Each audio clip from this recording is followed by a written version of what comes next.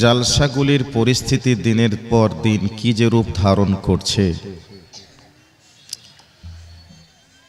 আর কিছুদিন পর জালসার নাম করে হয়তো শুধু মেলাই চলবে,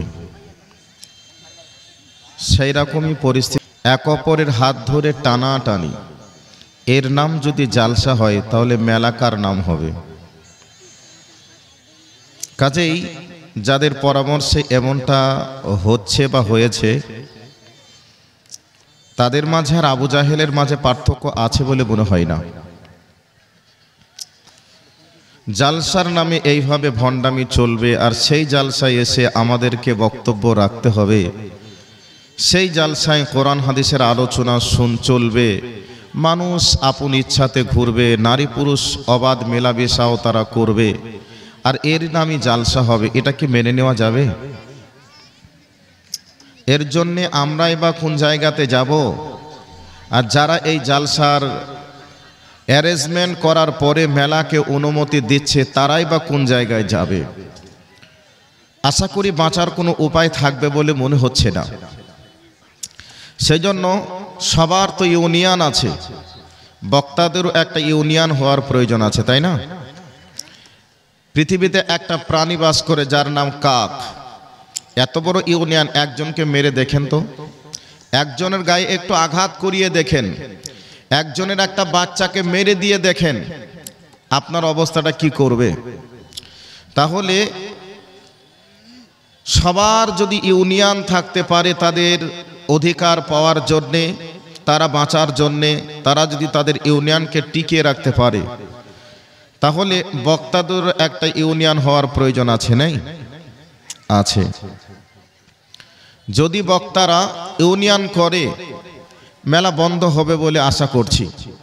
মাদ্রাসার যিনারা শিক্ষক, আলেম ওলামা, মসজিদের ইমাম, জালসা হচ্ছে হয়তো মাদ্রাসার উন্নতি কল্পে, না হয়তো মসজিদের উন্নতি কল্পে, না হয় কবরস্থানের উন্নতি কল্পে, না হয় ঈদগাহের অনুমতি কল্পে।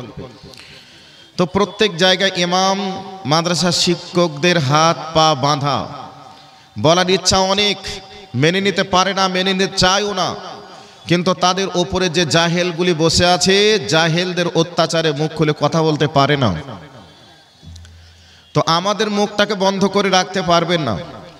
এখন বলবো, হয়তো বিদায়ের সময় কিছু দিবেন না, না হয়তো আগামী বছর ডাকবেন না, এর ছাড়া তো আর কিছু নয়। তো সেই জন্য ভাবছি যে আগামী বছর থেকে একটা আমরা ইউনিয়ন করব। একটা আমাদের হোয়াটসঅ্যাপ গ্রুপ থাকবে, যেই গ্রুপের মাধ্যমে প্রত্যেকটা বক্তার সঙ্গে প্রত্যেক দিনের একটা মেসেজের মাধ্যমে কথোপকথন চলবে। সেই কথোপকথন এটাই হবে, কার কোথায় প্রোগ্রাম, খোঁজ নিয়ে দেখো জালসার নামে ভণ্ডামি চলছে কিনা। যদি জালসার নামে ভণ্ডামি চলে, তাহলে সন্ধ্যা 4টা পর্যন্ত আমরা জালসায় আসব। ঠিক 4টা যখন বেজে যাবে, তখন মোবাইলগুলি অফ করে দিয়ে আরামে ঘুমিয়ে থাকব। জালসা কাকে নিয়ে চালাবে তারা চালাবে। আমাদেরকে স্টেজে বসিয়ে রেখে নারী পুরুষ একাকার হয়ে ঘুরবে, হাত ধরে কে কাকে ঠেলাঠেলি দেবে, ঠেলাঠেলি করবে।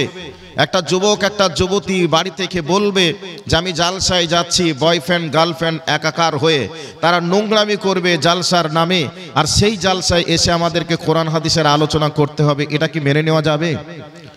আইয়ামে জাহিলিয়াতেও তো এমনটা ঘটেনি। আইয়ামে জাহিলিয়াতে আবু জাহেল, উতবা, শাইবার মতো মানুষগুলি তারা কোরআন শুনতে শুনতে দাঁড়িয়ে থাকতে থাকতে বসার সময় পাইনি, রাত তাদের পার হয়ে গেছে। তো আজকে যারা জালসার নামে রাস্তাতে ঘুরছে, এরা আবু জাহেলের থেকেও মারাত্মক অপরাধী। কাজেই যাদের চিন্তাধারাতে আজকে জালসার নামে এই মেলাগুলি চলছে, তাদের কাছে আন্তরিকভাবে অনুরোধ রাখবো, জালসার নামে এই ভণ্ডামি আপনি করতে দিতে পারেন দুনিয়ায় আপনার রক্তের জোরে, আপনার বিদ্যার জোরে, আপনার ক্ষমতার জোরে, কিন্তু হাসরের মাঠে আপনার কোনো ক্ষমতা, বিদ্যা, বুদ্ধি চলবে না। সেদিন আপনাকে হাত পায়ে বেঁধে পিটানের ব্যবস্থা থাকবে।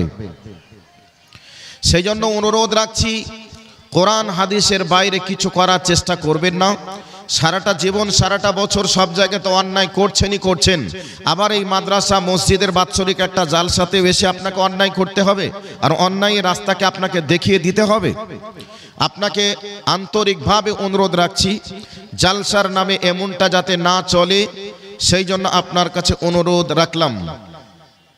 জালসার নাম করে যারা রাস্তাতে মেলাতে হুড়াহুড়ি গোতাগুতি করছেন, তাদেরকেও বলছি, সব জায়গায় তো হুড়াহুড়ি গোতাগুতি করেন, আজকে জালসার দিনে কমপক্ষে একটু মজলিসে বসে কোরআন হাদিসের আলোচনা শুনুন। আপনি মানুষ না জানোয়ার, একটু আপনাকে সেই ট্রেনিংটা দেওয়া হবে। জানোয়ার যদি থাকেন তাহলে মানুষের ট্রেনিং দেওয়া হবে, আর মানুষ যদি থেকে থাকেন অধম নিরেট মানুষ, তাহলে আপনাকে মুমিন বান্দা কি করে হবেন তার ট্রেনিং দেওয়া হবে। কাজেই রাস্তাতে যারা ঘোরাঘুরি করছেন, এই রাস্তাতে ঘোরাঘুরি না করে মহতি সভাতে এসে বসে যান। কথা